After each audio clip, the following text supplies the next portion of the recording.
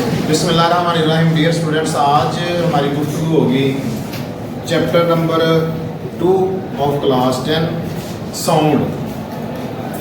Paper के अंदर हम अक्सर देखते हैं कि कुछ ऐसे क्वेश्चन भी होते हैं जिनका आंसर एक सिंगल वर्ड होता है और उसके 2 मार्क्स होते हैं, लेकिन स्टूडेंट्स जो हैं वो भी अटेम्प्ट नहीं कर पाते। इस चैप्टर का जो मोस्ट इम्पोर्टेंट और मोस्ट सिंप्लीफाइड क्वेश्चन है वो ये है कि आप साउंड को कैसे ऑब्जर्व कर सकते हैं। उसी डिवाइस का नाम बताएं जिससे आप साउंड को ऑब्जर्व करते हैं।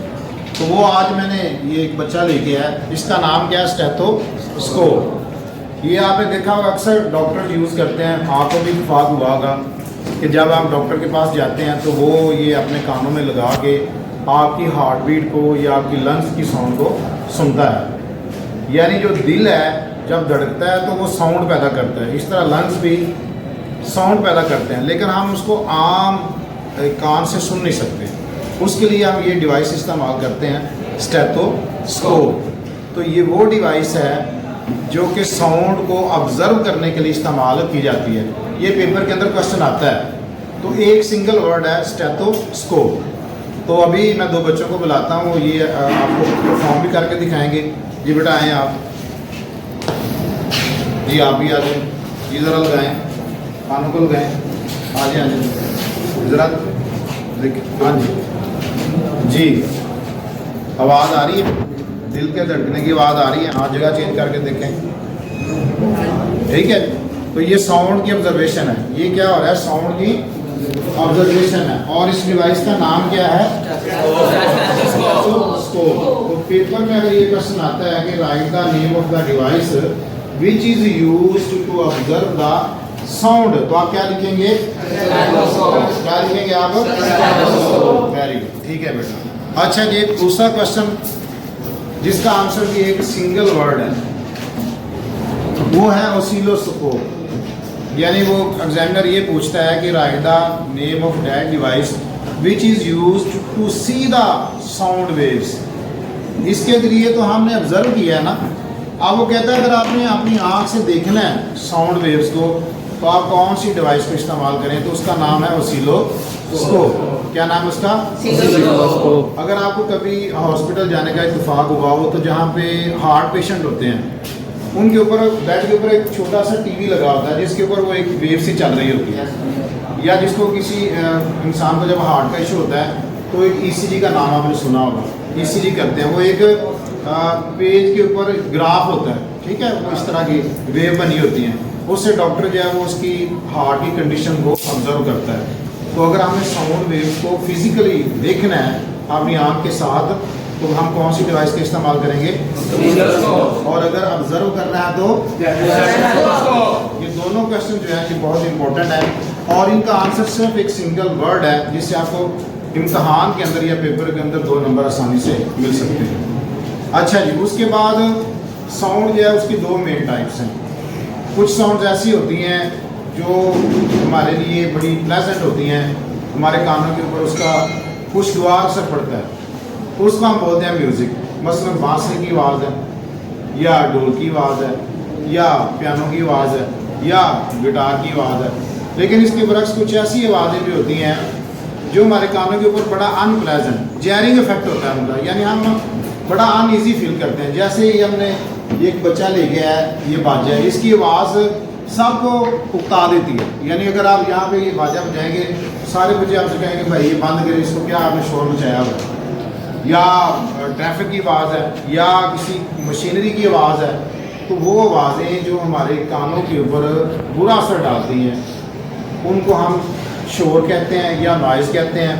और वो आवाज़ें, वो साउंड जो हमारे कानों के ऊपर प्लेजेंट इफेक्ट रखती हैं, that are called musical sound या म्यूज़िक उसे कहते हैं। और ये जो शोर है, शोर की जो आलूदगी है, ये मुख्तलिफ किस्म की बीमारियाँ पैदा करती है। मसलन शोर की वजह से किसी को गुस्सा आ सकता है, हाइपरटेंशन हो सकती है, हेडेक हो सकती है, उसकी समात जो है वो मुतासर हो सकती है। लिहाजा जैसे कि गाड़ियों का हॉर्न है, ये भी बड़ा इरिटेशन पैदा करता है। अगर आप घर में बैठे हो, आपको हॉर्न बजा रहा है, या आप गाड़ी में बैठे हैं, पीछे वाला जो हॉर्न बजा रहा है, तो आप बड़ा अनप्लेजेंट फील करेंगे। और आपने भी अगर बेटा जब आप एज ए ड्राइवर गाड़ी पे बैठे हों तो हॉर्न का जो है वो कम से कम आपने इस्तेमाल करना है। ठीक है जी। अच्छा, एक और क्वेश्चन आता है दैट इज़ वेरी शॉर्ट कि व्हाट इज़ द बेसिक या necessary condition to produce the sound. वो कहते हैं साउंड को पैदा करने के लिए जो बुनियादी शर्त है वो क्या है। तो वो भी एक समझ ले सिंगल वर्ड ही है, टू वाइब्रेट द बॉडी, कि बॉडी को वाइब्रेट करना पड़ेगा। जब बॉडी वाइब्रेट करेगी तभी साउंड पैदा होगी। अगर वाइब्रेट बॉडी नहीं कर रही तो साउंड भी पैदा नहीं होगी। मसलन ये एक ट्यूनिंग फोक है, हम इसको इस्तेमाल करते हैं साउंड को प्रोड्यूस करने के लिए।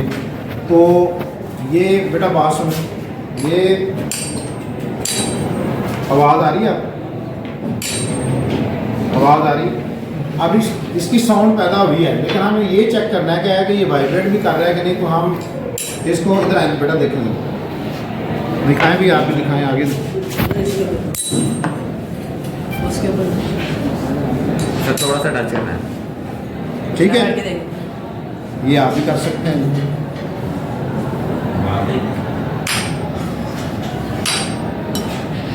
तो जो वाटर के अंदर वाइब्रेशन है, हम इसको ऑब्जर्व कर सकते हैं कि ये वाइब्रेट करता है, और वाटर के अंदर वो वाइब्रेशन जो है वो, चूँकि ये साउंड एक एनर्जी है, जब एनर्जी प्रोड्यूस होती है तो वाटर के पार्टिकल्स भी वो वाइब्रेट करते हैं।